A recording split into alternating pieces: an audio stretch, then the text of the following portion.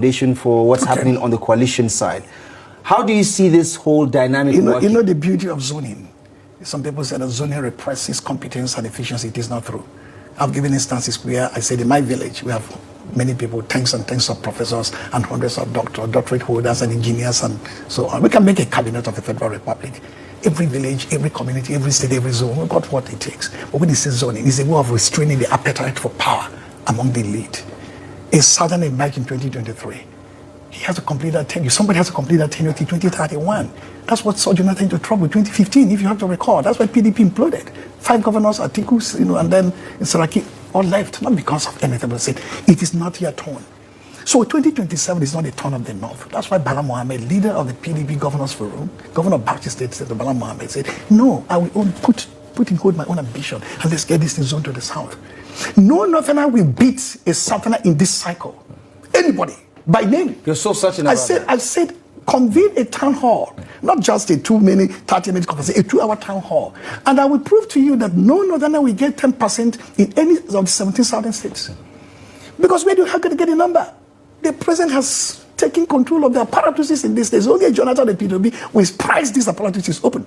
No Northerner will do so because they say, if you don't have a Jonathan, for example, contesting an election, and you don't have a P2B contesting an election, many Southerners, even who do not like the president, will queue behind him. Right. I'm telling you, scholars, intellectuals. One of my friends, I wouldn't name him, said, maybe stable incompetence may be better than unstable incompetence. That means to have somebody from where you're talking about there, we may have to go for the stable incompetence of the current administration. That means if you don't have 25% in any southern states, and there's 17 of them, where do you get the numbers to win? But you can have a southern candidate or a sitting president even commanding 5, 6, 7 estates in the north, whether you like it or not. That geography is no longer as monolithic as it used to be. So it is a complex mix of ethnicities, religions, geographies, and demographics. The implication is that it is easier for a southern president, a southern candidate like Jonathan or P2B to smash through the next election than a northerner. So how do you see this arrangement working out? What sort of horse trading do you think it would take to dissuade all these other political actors who have the possibility or the potential of being spoilers if they are in the race? Politics is art of the possible. Let me put it this way. Let me create a scenario for you. Deadline, 18th November, at the successful conclusion of the PDP convention, a new slate of leaders has emerged, vibrant, with energy and ready to roll. And former President Jonathan says, I will now throw my hat in the ring. I will contest this election. The first level of conversation may be with the southern frontier, maybe with the likes of P2B. Will he continue his own journey or not? Then from the north, they have to do the raw mathematics. How viable is a northerner? If you're not viable, why waste your time and your money? So you find leading northern. Is it a question of perspective? Politics is art. Depends on who you are. Politics is art of the possible. Right. It is not an idealistic thing. It's not like a media conversation. These guys are rough guys. They want to spend the money where they can get the benefit. So if you look at the numbers and the numbers are not there for you, and if you look at the landscape and it's not for you, why waste your money and your time? If Jonathan emerges as the candidate of PDP, no Nathan will waste his time. Okay, explain it to me this way so that other people who are doing their own political mathematics will understand. If you have a Tinubu from the southern part of the country, be it southwest, and you have a Jonathan from the south-south, right?